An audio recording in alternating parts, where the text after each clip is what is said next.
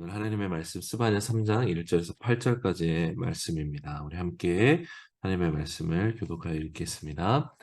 반역과 오염과 압제의 성악 재앙이 내게 있을 것이다. 그 성은 누구도 목소리도 듣지 않았고 어떤 권고도 받아들이지 않았다. 여호와를 신뢰하지 않았고 하나님께 가까이 가지도 않았다. 그 성의 관료들은 으르렁거리고는 사자들 같고 재판관들은 저녁 무렵에 늑대들 같아 아침까지 아무것도 남기지 않는다. 예언자들은 분별력이 없고 믿을 수 없는 사람들이다. 제사장들은 성소를 더럽히고 율법을 어겼다. 그 성의 여호와께서는 의로우시다. 그분은 불의를 행하지 않으신다. 아침마다 그분의 공의를 베푸시며 새날이 올 때마다 어김없이 공의를 베푸신다. 그러나 불의한 사람들은 수치를 모른다. 내가 나라들을 멸했다. 성 모퉁이 망대를 부수고 내가 그 거리들을 폐허로 만들어 아무도 다니지 못하게 했다.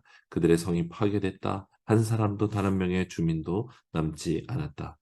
적어도 너는 나를 경외할 것이고 내 가르침을 받을 것이다. 그러면 내가 그들을 징벌한다 해도 그들이 있는 곳을 면하지는 않을 것이다 라고 생각했었다. 그러나 그들은 새벽같이 일어나 하는 집마다 타락을 일삼았다. 여호와께서 하신 말씀이다. 그러므로 내가 증인으로 일어나는 날까지 너희는 나를 기다리라. 내가 저 백성들을 불러 모으고 그 왕국들을 모아 그들 위에 내 분노와 내 모든 진노를 쏟아붓기로 작정했다. 내 질투의 불이 온 땅을 다 태울 것이다. 아멘. 스바냐 예언자는 유다가 영적으로 사회적으로 가장 암울했던 시기에 활동했던 예언자입니다. 스바냐는 하나님을 믿는다고 말했지만 실상은 우상 숭배를 일삼던 유대 사람들에게 임하게 될 강력한 심판에 대해서 경고했던 선지자이죠. 모두가 우상 숭배를 일삼고 폭력과 거짓이 난무하던 때에 하나님의 심판 메시지를 전한다는 것, 목숨을 걸고 하지 않으면 할 수 없는 일이었습니다. 심지어 양심이 완전히 마비될 정도로 우상 숭배를 하고 하나님을 버리고 돈과 또 강대국이었던 아수르를 의지하던 당시에 하나님의 메시지를 전한다는 것은 정말로 위험한 일이기도 했습니다. 스바냐 당시의 유다의 타락은 너무나 심각했습니다. 이미 1장부터 살펴본 대로 우상 숭배의 수준이 가장 먼저 너무나 참혹했습니다. 가나안 땅, 원래 약속의 땅에 살던 사람들이 섬기던 바알을 숭배하고 아수르 정책, 친 아수르 정책의 사람들이 힘을 넓혀감에 따라서 아수르의 일월 성신 숭배가 이 이스라엘 백성 가운데 들어오게 됐고 또 암몬족 속의 밀곰 숭배까지 들어왔습니다. 소위 좋을 거라고 생각하는 모든 신을 따르고 또 강대국이었던 아수르에 편승하여 그들의 신을 믿는 일들이 극에 달했습니다. 이런 다양한 우상 숭배가 들어오게 되면서 종교 혼합주의, 즉 이런저런 우상을 다 섬기면서 실상 자기는 하나님을 믿는다고 라고 말하는 이 종교 혼합주의가 심각하게 유다 백성들 가운데 들어오게 됩니다. 여러분, 하나님은 이스라엘과 맺은 언약을 무엇으로 표현하시냐면 혼인 관계를 맺으셨다라고 예레미야에서에도 또 다른 예언서에도 말씀하세요. 우상 숭배했다는 것, 곧 종교 혼합주의에 빠져 있었다라는 것의 실체는 무엇입니까? 결혼해놓고서 다른 이성과의 바람 피우고 성적 탐닉을 누리는 것을 계속 해왔다라는 것입니다. 실컷 바람 피우고 다른 관계에서 탐닉하면서 집에는 꼬박꼬박 들어오면서 눈가림용으로 선물을 사오듯 헌금을 드리고 제사를 드리면서 마치 자기는 이 혼인관계에 충실한 것처럼 구역질 나는 일들을 이스라엘 백성들, 특히 유다 백성들이 행하고 있었다는 것. 이것이 바로 우상숭배고 종교혼합주의에 해당하는 범죄였던 것이죠. 이미 마음은 다른 곳에 가 있고 이미 육체적 탐닉은 다른 것에서 누리면서 그 신과 결혼했으면서 하나님과 나는 여전히 결혼 관계다라고 말하는 것. 이것은 정말 하나님을 경외하지 않을 뿐만 아니라 하나님을 기만하는 죄악행함을 전혀 두려워하지 않는 영적인 마비 상태에 있었다라는 것을 보여주는 것이죠. 그러니 1장 12절 말씀을 보면 하나님을 전혀 두려워하지 않으므로 이렇게 말하는 거예요. 여호와는 선을 행하지도 재앙을 내지도 않는다. 또 오늘 말씀에도 이, 이 하나님의 진노가 마치 끝날 것처럼 기대하는 말을 하는 사람들을 향해서 하나님이 강력하게 경고하시는 것이죠. 또 1장 9절에 보면 하나님을 기만하며 말했고 폭력을 일삼았다라는 것. 이 모든 것이 영적인 타락의 심각한 상태를 보여주는 것이죠. 여러분, 이스라엘은 그 중에서도 유다는 하나님의 통치를 받는 하나님 나라의 백성이었습니다. 눈에 보이는 왕과 제사장들을 속인다고 되는 나라가 아니라 하나님이 주신 율법을 따라야만 살 수 있는 하나님의 통치를 받는 사람들이었어요. 그러나 이들이 하나님의 통치를 거부하고 자기들의 구미대로 자기가 원하는 대로 살아가기 시작했던 것, 이것이 사실은 우상 숭배인 것이죠.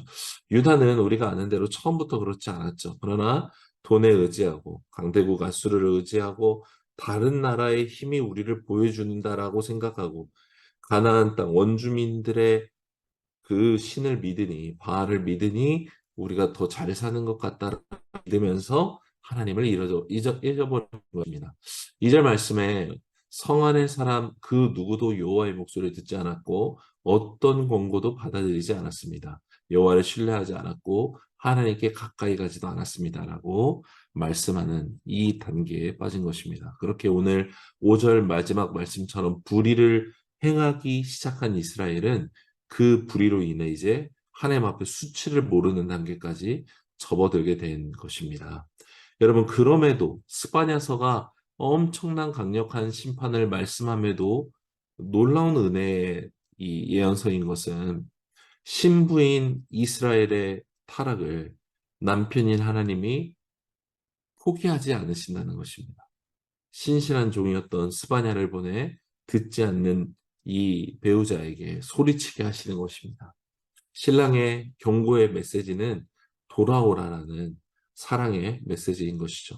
사랑하는 여러분, 인생을 살면서 자꾸만 내 마음이 불편하고 불안한 게 있다면 여러분, 우리는 이것을 하나님께서 주시는 경고라는 것, 하나님께서 우리 안에 계시는 성령께서 근심하심으로 말미암아 내가 해결을 해야 되거나 회개해야 되는 부분이 있지 않은지를 우리는 살펴야만 하는 것입니다. 이 은혜가 오늘 예배하는 우리 모두에게 있기를 원합니다. 오늘 본문의 스바냐의 경우는 특별히 3절의 리더십들, 이 지도자들에 대한 타락과 특별히 또 4절에 종교 지도자들의 타락을 향하고 있습니다. 4절을 함께 살펴보겠습니다. 예언자들은 분별력이 없고 믿을 수 없는 자들이다. 제사장들은 성소를 더럽히고 율법을 어겼다. 먼저 예언자들이 어떻게 행했는가? 우리말 성경은 분별력이 없고 믿을 수 없다라고 번역하는데 이 원문의 뉘앙스를 보면 이렇게 마음대로 예언자들이 하나님의 말씀을 전하지 않고 자기들이 원하는 말을 전하는 행동의 근간에는 결국 교만함, 거만함이 깔려 있음을 고발하고 있습니다. 거짓 예언자들은 자기가 하나님의 뜻과 마음을 그대로 대언하는 그 사명을 받은 자들이었기 때문에 이들은 하나님의 거룩함이 무엇인지, 하나님이 얼마나 어떤 분이신지를 사실 모를 수가 없는 자들이었습니다. 그러나 거짓 예언자가 되었다 하라 함은 자기가 하고 싶은 말을 하는 사람, 듣는 사람이 좋아할 말을 함으로 자기의 삶을 윤택하게 하길 원했던 사람들로 타락했다라는 것을 말합니다. 그렇게 하나님의 이름을 팔아 호의호식하고 무엇보다 사람들이 타락하는데 그 타락을 가속화시킨 큰 죄를 범하는 것이죠. 사람들도 심판을 말하는 스바냐보다 강대국 아수르와 동맹해서 자기들 구미대로 잘 먹고 잘 살던 시대를 좋게 말해주는 거짓 예언자들을 따르기를 더 좋아했을 것입니다. 제사장들도 마찬가지죠. 성소를 더럽히고 율법을 어겼다라고 말씀합니다. 제사장과 특별히 또 성전에서 섬기던 레위인은 여러분 하나님께서 출애굽하시던 마지막 날 밤에 6월절에 첫 번째 생명 모든 생명들을 거두실 때 양의 피를 바른 이스라엘 백성의 첫째 생명을 죽이지 않는 대신에 이스라엘 백성의 인원만큼 하나님이 11조처럼 걷어가신 받으신 생명이 바로 레위인과 제사장들이었어요. 곧 죽을 수밖에 없는 이스라엘 백성, 똑같은 죄인으로서 죽을 수밖에 없지만 하나님의 은혜로 말미암아 살아남게 된 자들 중에 하나님의 소유된 족속으로 특별히 하나님이 거두신 백성이었습니다. 하나님이 이 제사장과 레위인들이 먹고 살 수 있는 이 방법을 법으로, 율법으로 아예 정해주시죠. 땅을 주지 않는 대신에. 그 중에서도 여러분, 제사장의 역할은 막중했죠. 아론의 이 족속을 혈통을 따르는 사람들. 그래서 제사장 된 사람들은 거룩하신 하나님이 임하시는 성소에서 섬기는 자로서 이 거룩함, 하나님을 섬길 때 얼마나 성결해야 되는지를 삶으로 보여주는 사람들이 바로 제사장이었습니다. 곧 모세의 형이었던 이 아론의 제사장직을 보면서 모든 사람들은 하나님이 임하시는 곳에 섬긴다는 것은 저런 사람이 필요하다구나 하는 것을 보았던 것이죠. 그러나 이 모세의 성막에서 거룩한 하나님이 임하셨던 성소에서 섬겼던 제사장들은 잘못 섬기다가는 즉사를 당한다는 것을 알고 있었습니다. 하나님께서 약속하신 대로 성막에 임하셨기 때문이죠. 그런데 이 약속의 땅에 입성한 이후에 성막은 성전이 되죠. 그리고 솔로몬 성전이 세웠던 이 성전 가운데 이 예루살렘에 있던 성전 가운데 오늘 말씀을 보면 제사장들은 타락했음에도 죽임을 당하지 않습니다. 왜 그렇습니까? 광야 시대 때 하나님은 이스라엘 백성의 성막에 임하셔서 그들을 직접 인도하시기로 말씀하셨죠. 그러나 약속의 땅에 들어온 이 성전, 다윗이 짓기 원했던 성전에 하나님은 집을 필요로 하는 분이 아니라 하나님이 임하심으로 그곳이 바로 성전이 되었다라는 것을 말해 주십니다. 곧 하나님이 예루살렘 성전에서 드리는 제사를 받지 않으셨기 때문에 그 성전에 계시지 않았기 때문에 타락한 제사장들이 살아남을 수 있었던 것입니다. 그러나 비극은 무엇입니까? 살아남은 제사장들은 이 정도 타락해도 안 죽네? 이 정도 흠이 있는 양을 드려도 하나님 받으시는 것 같네? 이렇게 대충 살아도 이렇게 돈을 탐닉해도 이 정도 제사를 드려도 아무 일이 일어나지 않네? 라고 착각했다라는 것이죠. 여러분, 예배도 하나님을 섬기며 사는 것도 내가 우리 땅에서, 이 땅에서 살아가는 삶의 기준도 내가 그 기준을 만드는 게 아니에요. 이렇게 해도 괜찮네? 별 문제 없는 것 같네? 라고 생각하면서 하나님의 기준을 허무는 것, 이게 아닙니다. 그냥 괜찮은 게 아니에요. 하나님이 떠나신 거예요. 하나님이 그곳 가운데 있다가는 죄인인 우리가 죽기 때문에 하나님이 부재하시는 것입니다. 성령이 근심하시는 것이요. 성령이 소멸되는 것입니다. 믿음은 하나님의 기준대로 사는 것입니다. 하나님의 법대로 사는 자가 하나님의 통치 안에 사는 바실레아이야 된 하나님의 왕국 시민으로 살아가는 것입니다. 5절에 그 성의 여호와께서는 의로우시다 말씀해요. 아침마다 공의를 베푸시며 새날마다 공의를 베푸시는 분이시다 말씀하는 것입니다. 불의한 자는 이 하나님의 공의를 알 리가 없죠. 하나님의 의가 기준이 아니라 자기의 의를 따르기 때문에 그런 것입니다. 자기의 의, 자기의 생각, 판단, 경험이 기준이 되어서 하나님을 재단하기 시작하는 것. 여러분, 이것이 얼마나 교만함의 죄악인지 모릅니다. 성경 특별히 예언서를 보면 여러분, 이스라엘이 타락했을 때 항상 지도자의 타락을 하나님이 경고하시고 그 중에서도 종교 지도자들을 향해 하나님이 엄중히 경고하십니다. 그들은 하나님께 가장 가까이서 섬겼고 또 그들의 타락은 죄에 대한 기준을 낮춤으로 또 면죄부를 주게 되므로 이스라엘 백성 모두의 죄악을 가속화시켰기 때문인 것이죠. 여러분 스바냐는 이렇듯 종교주자들이 타락이 극에 달하고 유다 전체가 우상 숭배로 물들었을 때 하나님의 말씀을 외쳐온 것입니다. 오늘도 6절에서 7절 또 그렇게 8절까지 하나님의 말씀을 이렇게 전하고 있습니다. 혼자서 절했습니다. 듣는 이가 하나도 없는 것 같고 회개하는 자가 당장 하나도 일어나지 않는 때에 이 말씀을 전했습니다. 그러나 여러분 놀라운 사실은 무엇입니까? 스바냐의 후대 사람인 예레미야 선지자가 사실은 스바냐 예언자의 이 삶과 사역을 보면서 자라났다는 것입니다. 직접 목격했는지 아닌지는 알 수 없지만 예언자로서 신실함을 어떻게 지켜나가야 되는지를 이 예레미야에게 영향을 미치게 된다는 것이죠. 자기 나라인 유다가 바벨론에 멸망할 것이니까 포로가 되어서 오히려 포로된 삶을 거기 바벨론 땅에서 잘 살아야 된다라고 말해야 했던 예레미야 선지자는 이 스바냐 선지자의 이 선지자의 삶을 봄으로 말미암아 그가 선지자로서 하나님을 온전히 따르는 삶에 선명한 기억으로 작용했을 거라는 것이죠. 무엇보다 이 만연한 타락을 완전히 끊어내는 종교개혁을 일으켰던 요시야 왕의 종교개혁이 스바냐 선포 이후에 이루어지게 됩니다. 또 마지막으로 만연한 죄악의 시대에 하나님을 향한 순전한 믿음을 지키고 있던 남은 자들에게 스바냐의 경고의 외침, 여전히 살아 역사하시는 하나님에 대한 믿음을 포기하지 않게 하는 소망의 말씀이 되었다는 것을 우리가 기억해야 합니다. 하나님은 타락한 유다를 멸망할 것이지만 믿음을 지킨 이 남은 자들을 통해 다시 예루살렘을 회복시키실 계획을 가지셨기 때문입니다. 여러분, 스바냐는 목숨을 걸고 하나님의 심판을 전했을 때 당장 어떠한 긍정적인 변화도 보지 못했습니다. 그러나 이미 말씀드린 것처럼 요시아가 성전을 수리하다가 발견된 율법책을 통해서 대대적인 종교개혁이 일어나게 되죠. 하나님께서 행하시는 일입니다. 여러분, 우리가 이 스바냐서를 묵상함에 있어서 여러 가지 우리에게 위로를 주고 도전을 주는 말씀이 있지만 오늘 드리기 원하는 말씀은 스바냐처럼 살아가는 사람이 되길 원합니다.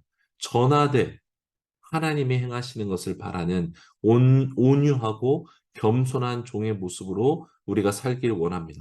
내가 전했다고, 내가 하나님 믿는다고 내가 원하는 결과가 당장에 오지 않는다 하여 그것으로 인해 낙심하는 교만의 죄를 범하지 않기를 원합니다. 또한 여러분 시대를 살며 거짓 예언자들을 잘 분별해야 합니다. 듣기 좋은 말을 해주는 사람이 아니라 무조건 두려움을 주는 말을 하는 사람이 아니라 하나님의 말씀을 잘 대변하는 사람인지 분별해야 하고 무엇보다 삶의 열매가 있는 사람인지 온유함과 겸손함과 갈망함과 통회함의 삶이 있는 사람인지를 잘 보아야 합니다. 무엇보다 내주하시는 성령을 통해 주어진 말씀을 통해 여러분 우리 스스로가 하나님의 뜻을 분별하는 지혜가 필요한 것입니다. 무엇보다 또 거룩한 주님 앞에 거룩히 살아가야 합니다. 여러분, 죄는 죄일 뿐입니다. 벌 받지 않을 정도, 하나님이 받아줄 정도의 죄라는 것은 존재하지 않습니다. 이 세상은 성적인 기준을 낮추고 거짓과 타협을 너의 삶을 위해서 해도 된다라고 말해주는 이 시대에 이를 우리가 살고 있습니다. 여러분, 이 정도 성적 탐닉 괜찮고 이 정도 거짓과 타협은 괜찮지 않을까?